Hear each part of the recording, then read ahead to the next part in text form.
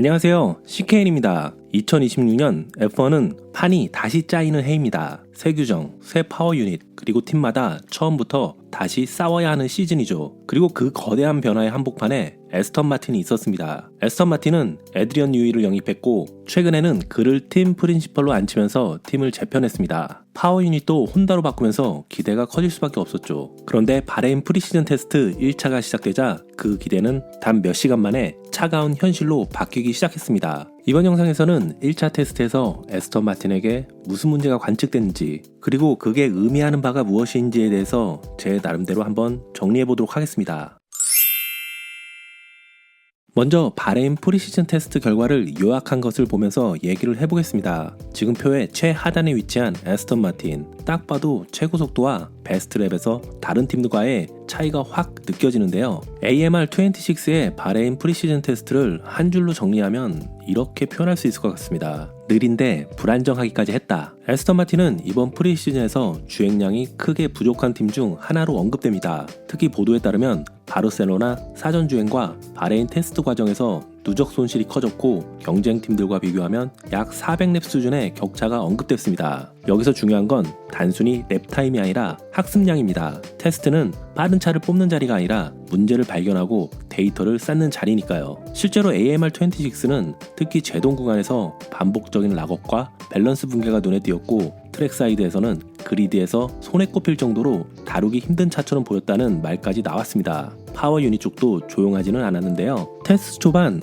혼다 파워 유닛에서 데이터 이상이 감지됐고 그 여파로 주행이 제한됐다는 이야기, 엔진 교체가 있었을 수 있다는 보도, 그리고 냉각 벤트를 더 크게 열고 달린 정황도 전해졌죠. 여기에 팬들 사이에서는 이런 반응도 돌았습니다. 혼다 엔진 RPM이 다른 엔진보다 낮아 보인다. 즉 느리고 불안정한데 온보드에서 소리나 변속 리듬이 낯설게 들렸다는 겁니다. 여기서 중요한 포인트는 이게 단순히 셋업이 안 맞다 수준이 아닐 수도 있다는 건데요. 밸런스, 그립, 제동 안정성이 무너지면 드라이버는 푸시를 못합니다. 푸시를 못하면 데이터가 안 쌓이고 데이터가 없으면 해결도 늦어집니다. 테스트에서 가장 위험한 악순환이죠. 특히 2026년 규정은 엔진반의 문제가 아닙니다. 차체, 냉각, 에너지 관리, 제동 제어가 한 몸처럼 얽혀 있어서 조금만 어긋나도 전체가 흔들립니다. 따라서 초반에 의미 있는 데이터를 충분히 못 얻으면 개발 방향과 페이스가 흔들릴 수도 있죠. 지금 팬들이 제기하는 문제, RPM이 낮아 보인다는 얘기에 대해서는 조금 더 지켜봐야 할 것 같은데요. 지금 단계에서는 구조적 한계라기보다 데이터 이상이나 열 관리 때문에 보호 모드로 RPM, 변속을 제한했을 가능성도 있기 때문입니다. 현재 에스턴 마틴이 처한 이 상황을 가장 선명하게 보여준 건 결국 드라이버들의 한마디였습니다. 랜스 스트롤은 이렇게 말합니다. 지금 에스턴 마틴은 선두권 대비 약 4초에서 4.5초 정도 뒤에 있는 것 같다. 그리고 엔진, 밸런스, 그립 전반적으로 문제가 있다고 선을 그었습니다. 알론소의 반응은 조금 더 복잡한데요. 성능 부족을 인정하면서도 뉴이의 경험이 변화를 만들 수 있다는 식으로 희망의 여지를 남겼습니다. 하지만 동시에 출발부터 뒤처진 상태라는 현실도 분명히 했죠. 드라이버들의 반응을 봤을 때 에스턴 마틴의 문제는 한두 개가 아니라 엔진부터 차의 밸런스, 그리고 노면을 붙잡는 그립까지 전반에 걸쳐 있다고 해석할 수 있을 것 같습니다.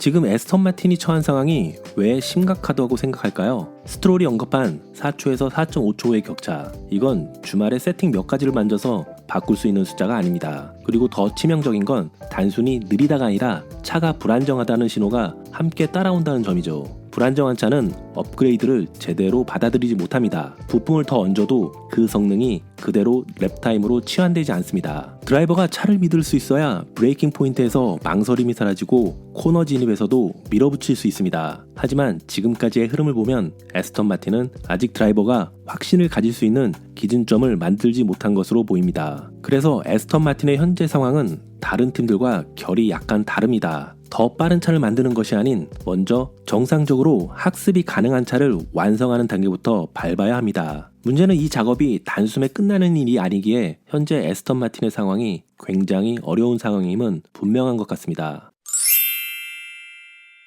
그렇다면 바레인 2차 테스트까지 개선이 가능할까요? 어디에 중점을 두느냐에 따라 차이는 있겠지만 개선 자체는 가능할 거라고 봅니다. 다만 핵심은 대반전이 아니라 1차 테스트에서 드러난 문제들을 하나씩 지워가는데 포커스를 맞출 가능성이 큽니다. 1차 테스트에서 보였던 브레이킹 구간의 불안정, 그리고 온도, 냉각, 운영 문제 같은 것들은 상대적으로 방향이 명확한 만큼 충분히 손볼 여지가 있는 영역입니다. 즉, 2차 테스트는 차를 한번 정상 궤도에 다시 올려놓는 과정이 될 가능성이 큽니다. 그리고 그 기본이 갖춰져야 그 다음에야 비로소 이 차가 얼마나 빠른가 성능 이야기를 본격적으로 할 수 있겠죠.